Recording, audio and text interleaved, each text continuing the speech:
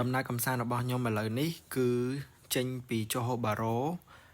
ទៅកាន់ទីក្រុងកូឡាឡាំពួរវិញដោយជិះតាមផ្លូវមើលទេសភាពនៅក្នុងទីក្រុងជូហូបារ៉ូដែលមើលបែកខាងថយមកខាងដែលជាប្រទេសសង្ហបុរីបន្ទាប់ពីចំណាយពេលប្រហែលជិះ6ម៉ោងនិងដេក2-3ភ័ងឥឡូវនេះគឺមកដល់ទីក្រុងកូឡាឡាំពួរហើយដែលមើលទៅមានអគារជាច្រើនដូចជាអគារផ្សារទំនើបអគារខុនដូដោយសារតែការធ្វើដំណើររៀងជ្រុលម៉ោងរៀងឡែតបាយថ្ងៃហើយអញ្ចឹងពេលដែលមកដល់តុបាយគឺថតបានតែបន្តិចទេហើយបន្ទាប់មកគឺញ៉ាំយកតែម្ដងឥឡូវនេះបន្តដំណើរទៅថតរូបនៅអគារភ្លោះ88ជាន់មិនមែនជាអគារដែលខ្ញុំថតមួយនេះណាមកដល់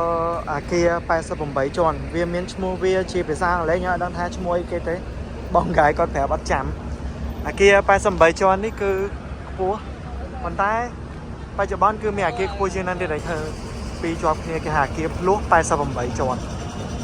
ហើយអត់ពួកខ្ញុំដើរតាមធួនេះគឺអត់មានសមត្ថភាពចូលដល់ក្នុងហ្នឹងទេបានតែត្រឹមថតរូបខាងក្រៅតែប៉ុណ្ណោះនេះអាគារភ្លោះ88ជាន់ដែលយកមកពីមុខនិយាយទៅខ្ពស់ណាស់គ្នាថតអស់ទេចាំមើលបើដាក់បញ្ឈរនៅនេះគឺយើងថតប៉ុណ្ណឹងទេហើយមើលទស្សនភាពនៅក្នុងជុំវិញសិតទៅខ្ញុំចាំតែមកកណ្ដាលខ្លួនមើលទៅនេះ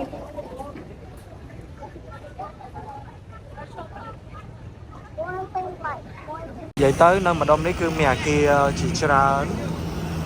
ទៅក្លឹបឯងនៅនេះគឺគេមានផាឡែននេះណាគ្នា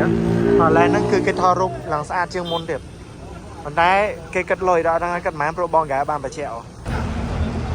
មកដល់កន្លែងមួយទៀតប៉ុន្តែនេះគឺជាកន្លែង shopping ឬក៏ចាយលុយទិញសូកូឡានិយាយឲ្យខ្លីនេះមិនមែនជាកន្លែងដើរលេងទេគឺជាកន្លែងចាយលុយទីនេះគឺកន្លែងលក់សូកូឡាដែលខ្ញុំអានជាភាសាអង់គ្លេសមានឈ្មោះថា Harriston Chocolate Experience ហើយគេនឹងណែនាំពី process ក្នុងការធ្វើសូកូឡាហើយនឹងគេលក់សូកូឡាយើងគេមានសូកូឡាដូចជាសូកូឡាតារ៉េនសូកូឡាឌូបៃសូកូឡាផ្សេងទៀតវាមានរសជាតិច្រើនខ្ញុំអត់ដឹងតែមានតាមជា stock អញ្ចឹងយើងចូលតាមទិញតាម stock នីមួយៗហ្នឹងហើយអូខេ Thank you គេបលក់មកមុខមួយសិនបាទ Thank you អានេះអៃម៉ាន់មកជាអៃម៉ាន់បងនេះ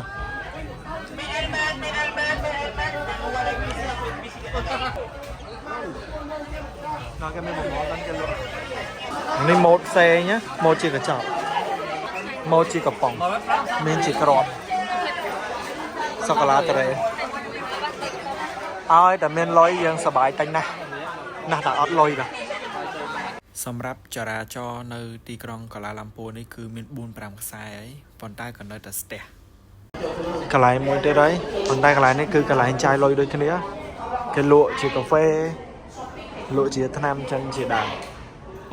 នៅនេះកន្លែងឈ្មោះនៅហ្នឹងឯងកាហ្វេថោនហើយវាថា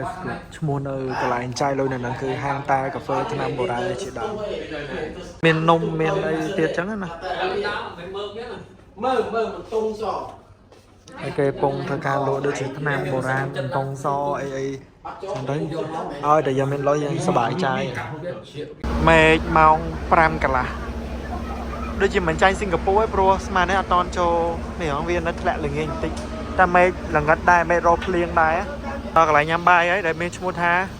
Restaurant Saigon West កន្លែងញ៉ាំបាយនេះគឺកន្លែងញ៉ាំបាយរបស់ហាងវៀតណាមអាហារប្រភេទបាយវៀតណាមនៅ Saigon អាហារវៀតណាមគឺមានដូចជាបាញ់សុងដែលមើលទៅឆ្ងាញ់មែនតើហើយក៏មានជាសម្លម្ជូរដែលញ៉ាំឲ្យជ្រះកបន្ទាប់ពីម្ហូបខ្លាញ់ប្រហែលថ្ងៃមុននឹងមានម្ហូបផ្សេងទៀត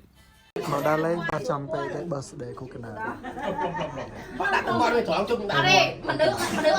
អត់ញ័រទៅខ្សែកាក់ខ្សែដល់ញ័រកាលខ្ញុំទៅចិន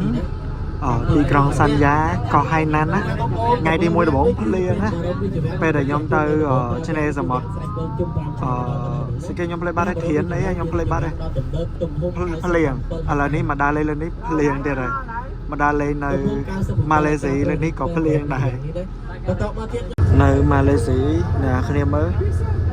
មុនហ្នឹងភ្លៀងដល់ពេលឥឡូវនេះពួកខ្ញុំបុកលុយ20 ringgit តែប្អិនឲ្យបាត់ភ្លៀង lấy bà đấy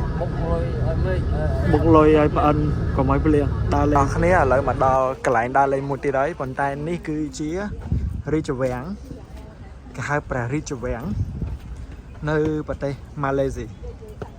នៅទីនេះទោះបីយើងមានលុយចូលដល់ធូរក៏មកចូលក្នុងនោះអត់កើតដែរគ្រាន់តែថតរូបនៅក្រៅបងកាយគាត់ប្រាប់មួយទៀតថាថ្ងៃដែលស្ដេចគាត់មកទស្សនាអីនៅហ្នឹងខ្ញុំសុំនិយាយភាសាចឹងហ្មងណាមកទស្សនានៅហ្នឹងបានគេបើកច្រកនៅហ្នឹងនេះឈ្មោះវាំង Instana Negara នៅហ្នឹងប៉ុណ្ណឹងអ្នកគ្នាអត់មានអីក្រោយយើងថតរូបនៅហ្នឹងម៉ោង7ហើយអ្នកគ្នាស្មាននេះគឺម៉ោង7ហើយណាម៉ោង7យប់មិនមែន7ព្រឹកណាគឺ7យប់ប៉ុន្តែមេឃអត់តន់យប់ទេអជាសាក់សីសួរបងអូនខ្ញុំម៉ោងប៉ុន្មានហើយម៉ោង7នៅម៉ាឡេស៊ីអ្នកគ្នាអត់យប់ទេ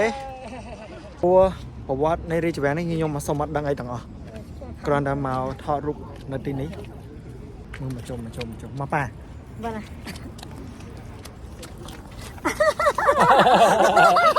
លឿនអូ នេះគឺទេសភាពនៅជុំវិញហ្នឹងថតរូបនៅហ្នឹង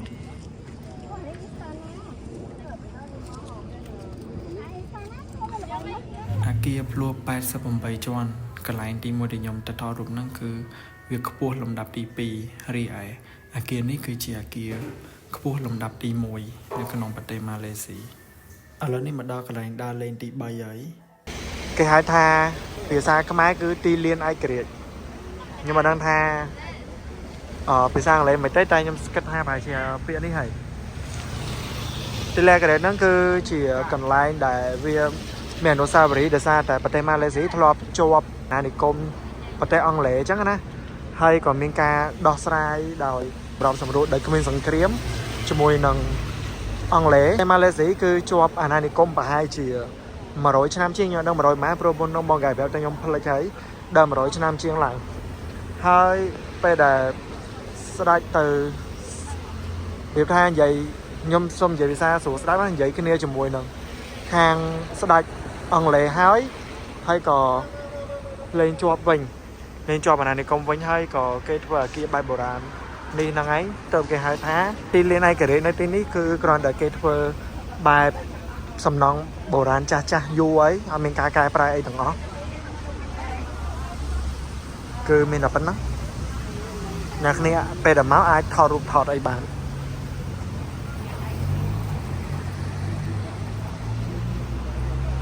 យប់នេះដេកនៅកូឡាឡាំពួរខ្ញុំដេកនៅសណ្ឋាគារដែលមានឈ្មោះថា Ibis Stars ដែលបងកាយគាត់ប្រាប់ថាសណ្ឋាគារនេះគឺលំដាប់ផ្កាយ3ហើយក៏មាន brand តាមប្រទេសផ្សេងៗដូចគ្នាដែរមានតាមbrand នេះគឺមាននៅសាខាប្រទេសផ្សេងៗទៀតដែរអញ្ចឹងណាទោះបីលំដាប់ផ្កាយ3តែ quality គុណភាពក៏ទស្សនវិជ្ជានៅសណ្ឋាគារ Ibis ហ្នឹងនៅជាន់ទី7ចឹងខ្ញុំនៅបន្ទប់នេះ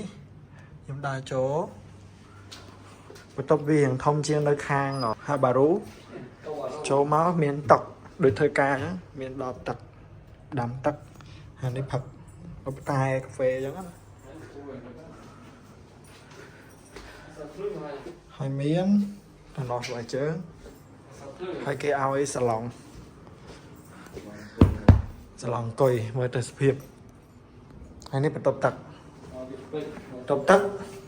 សាប៊ូគឺទាំងកក់សក់ទាំងដោះខ្លួនគឺប្រើតែមួយ